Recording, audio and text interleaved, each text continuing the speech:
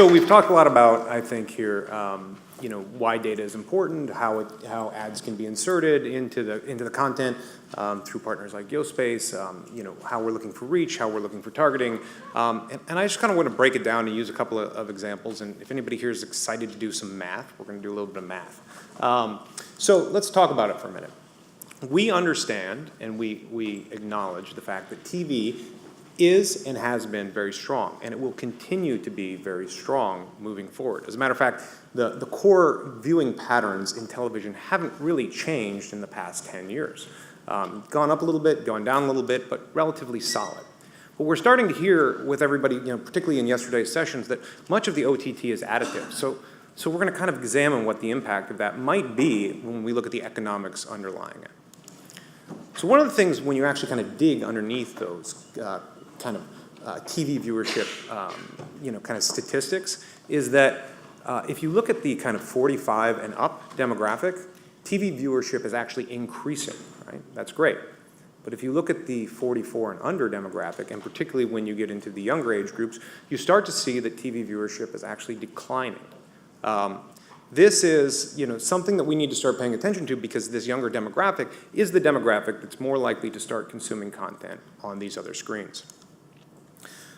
So what are they doing? Well, 43% of this demographic here, 18 to 34 in the UK, actually admits to kind of like skipping like plans with their friends so that they can stream content.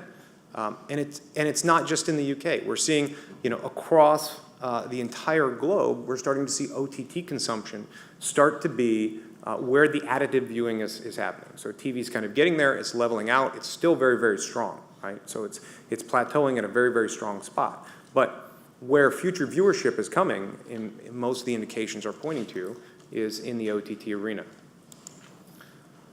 And there's this blurred boundary between what is TV. I think when we were, hearing, earlier, the idea that it's not TV, it's video. We kind of consider it to be total video. There's this blurring of the lines, even with the clients that we support, where you have, cable-like packages that are being, offered and distributed across all devices, all screens. Does it matter whether it's on a Chromecast or a Roku or an Amazon Fire or my tablet or a traditional set-top box, and will it be kind of a mix of all these things? And some of the other indicators that we're actually starting to see is in some of the markets where OTT has gotten a head start, particularly in the United States, there was over 762,000 lost pay TV subscribers just in Q1 of this year. So it's a big market. That's a small decrease in terms of total subscribers, but it's pretty significant. It's 5 times higher than the loss in Q1 of last year. So the trend is accelerating. This is something that we need to pay attention to, and this was actually kind of the worst quarter on record. Now, there's a lot of indication that these viewers are starting to pick up these new kind of virtual packages of cable, but they're starting to disperse. In Western Europe, if we just look at the device shipment of dedicated streaming media players, so this is things like Chromecast sticks or Amazon Fire TV set-top boxes, we're starting to see over 10 million, 15 million shipped a year, and those are dedicated streaming devices. They're not really buying those devices to play games. It's not like a gaming console or other things. It's a customer saying, in my household, I want something that I can access OTT content on seamlessly and easily. And that's really, even in itself, only a small picture and portion of where the connectivity is actually occurring. So if you look in the UK specifically, and we're gonna focus in on actually a UK case study later, but it's applicable globally. If you start looking at this, you start to see gaming consoles and smart TVs, and heck, even Blu-ray players are on there. And I admit I have used my Blu-ray player to stream content. I think less and less of that is going to occur, but you start to see devices like Xbox and Sony PlayStation and things like PlayStation View taking front and center in the home entertainment section, especially for immature adults like myself who still like to play like Call of Duty on my TV. So here's where we're going to get to the math. We're going to run a quick scenario. We're going to use some BARB data. We're going to just kind of extrapolate this out. This is in a vacuum, but it's just a thought exercise, and I want you guys to think about what this means as the audience starts to shift, and why it's important to embrace a really smart strategy around understanding how you're going to monetize this content, because a small shift might make a bigger difference than you think. So we've heard it. Buyers want a targeted, data-driven audience. They want to bring first-party data to the table. It's the way, I love the example of McLaren. I was going to use the Argos example for Sky, but I think the McLaren one is even better. There's a handful of people out there that I actually should be banned from watching that ad, because I am definitely not in that target demographic, although I do love McLarens. But people want to be able to bring their first-party data. They want to be able to bring their third-party data. They want to bring their CRM data. They want to close the loop in attribution. This is what the brands and agencies are asking for. Can we do this? And the growth in OTT is kind of this promise delivered. It's the idea that I can now do this. I can take this data targeting, I can reach my audience, and I can do this in a way where I can close the whole loop. And addressable TV and connected television is really the beginning of the launching point for bringing that into the big living room screen. They've been practicing it now on other devices. Now it's time for the big time, right?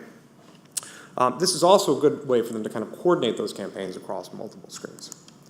So let's take a look at this. So this is some Barb data on TV impact trends. You guys in the UK watch 885 billion ads in a year. It's incredible. It's 2.6 billion a day. It's an incredible number. So this is impacts. This includes co-viewing and everything else. So if we look at this trend, it's grown, but it's relatively stable. This is in traditional TV environments. But 885 billion is a lot of reach. That's what TV delivers. It's awesome.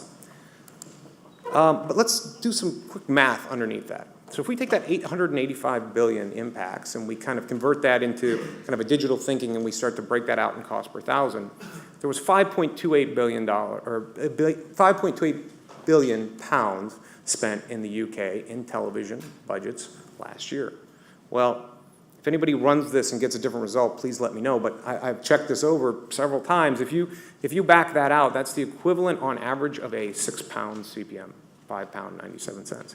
Now that's pretty cheap for TV, and most people will be thinking, well, that's kind of not what I pay, or that's not what I earn. That's my rate card. But there's kind of a reason that that's occurring. One of it is if you think about it, a lot of TV spots are kind of sold here, either whether it's by sponsorship, whether it's by rate card, but you're attempting to reach a specific demographic or a specific audience, but you end up getting a lot of additional reach delivered because you were going after that audience. So in this particular example, for the whole bucket, you might have paid £6, but to reach your audience, you probably paid £18.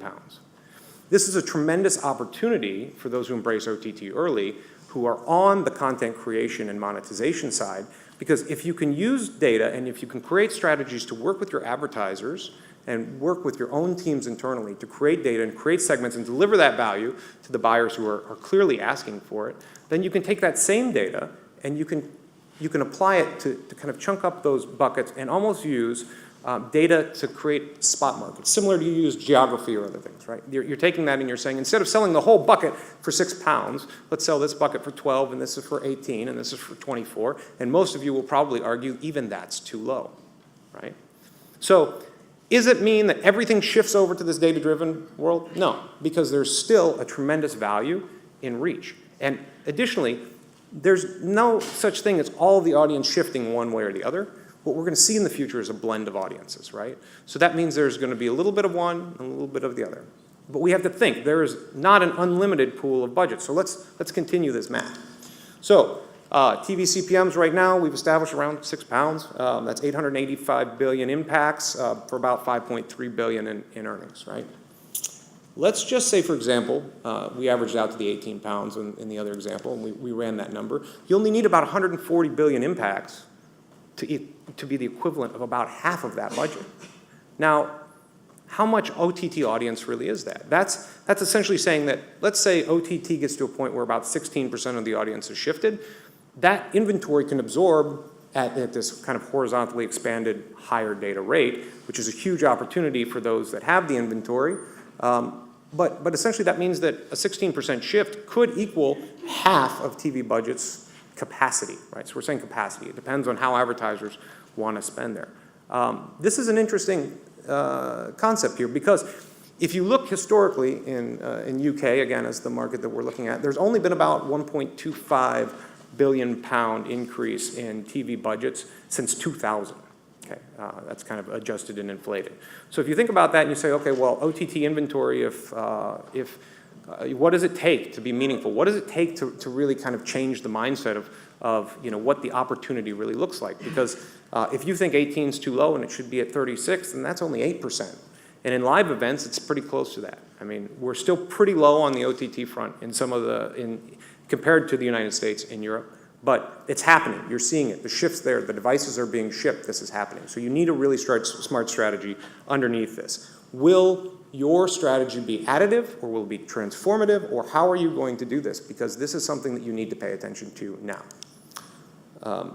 And just by the way, just in AVOD OTT, the growth projections that we've seen is actually that ends up being about 2.3 billion in the UK. Well, that's half of TV budgets as well. Where does it come from, right?